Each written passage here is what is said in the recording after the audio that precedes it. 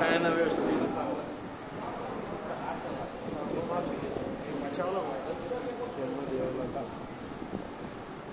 तिसगाव ग्रामपंचायत विशेष ग्रामसभेचं आयोजन केले होते। या ठिकाणी 5 ठराव सभेमध्ये मांडण्यात आले।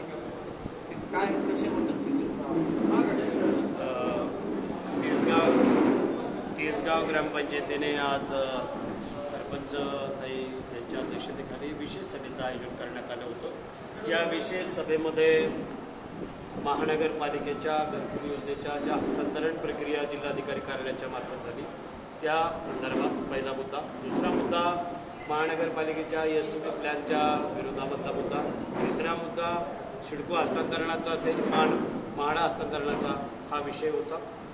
आणि या विषयामध्ये आत्ताच ग्रामसभेनं या ठिकाणी महानगरपालिकेच्या घरकुल योजनेला व हस्तांतरणाला कायदेशीर विरोध केलेला आहे ग्रामसभेच्या माध्यमातून, आणि एसटीपी प्लॅनला सुद्धा या माध्यमातून विरोध दर्शवलेला आहे।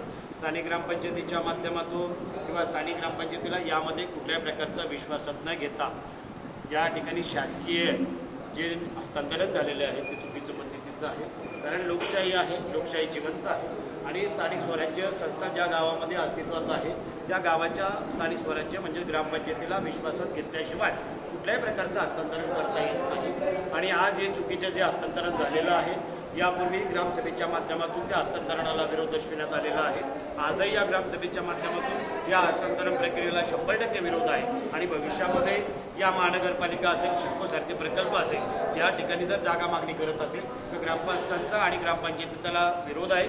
न्यायालयामध्ये याबाबत आजही 3-4 याचिका प्रलंबित आहे। न्यायालयाच्या याचिकाचा कुठल्याही प्रकारचं शासन दरबारी विचार झालेला नाही, त्यामुळे या ठिकाणी न्यायालयाचा अवमान झालेला आहे हे दिसून येत आहे। आणि या ठिकाणची आजची सभा खास करून या 2 मुद्द्यावर आधारित होती, हस्तांतरण आणि एसटीपी प्लॅन।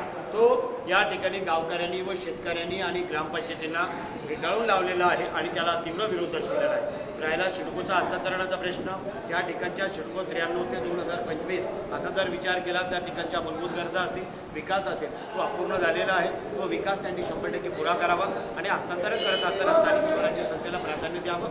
त्याच्यानंतर म्हाडा कॉलनी हस्तांतरणाचा ग्रामपंचायतकडे जवळजवळ 10 वर्षापासूनचा प्रश्न प्रलंबित आहे, त्यामध्ये सुद्धा हीच प्रक्रिया आहे का हस्तांतरण करत असताना त्या ठिकाणच्या मूलभूत गरजा असतील, त्या ठिकाणचा विकास असेल, जी प्रलंबित कामे आहेत ती 100% पूर्ण केली पाहिजेत, त्यानंतरच हस्तांतरण कारवाई झाली पाहिजे। त्यानंतर सभेमध्ये अनेक विषय त्या ठिकाणी चर्चेत आले।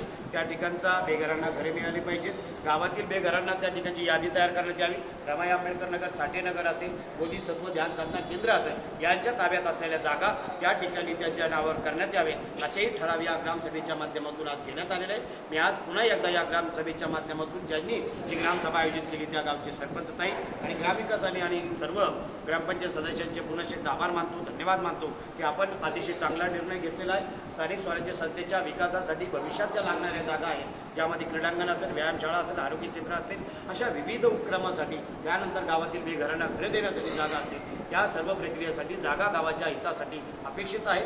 गाव हे शासकीय जमीन सांभाळण्याचं काम ही ग्रामपंचायत करत असते, त्यामुळे ग्रामपंचायतची मालमत्ता आहे आणि ग्रामपंचायतला जोपर्यंत विश्वासात घेतलं जाणार नाही त्या ठिकाणी तोपर्यंत कुठल्याही प्रकारचं या ठिकाणी घरकुल योजना असेल किंवा विकासाची कामं महानगरपालिकेला करता येणार नाही। जर यामध्ये त्यांनी बळाचा वापर करण्याचा प्रयत्न केला तर त्या ठिकाणी जन आंदोलन उभे केले जाईल। माझं नाव अंजन लक्ष्मण साळवे, माजी सरपंचाचा जे कृती समिती आहे त्याचा अध्यक्ष आहे। धन्यवाद। वंचित बहुजन आघाडीचा तालुका अध्यक्ष।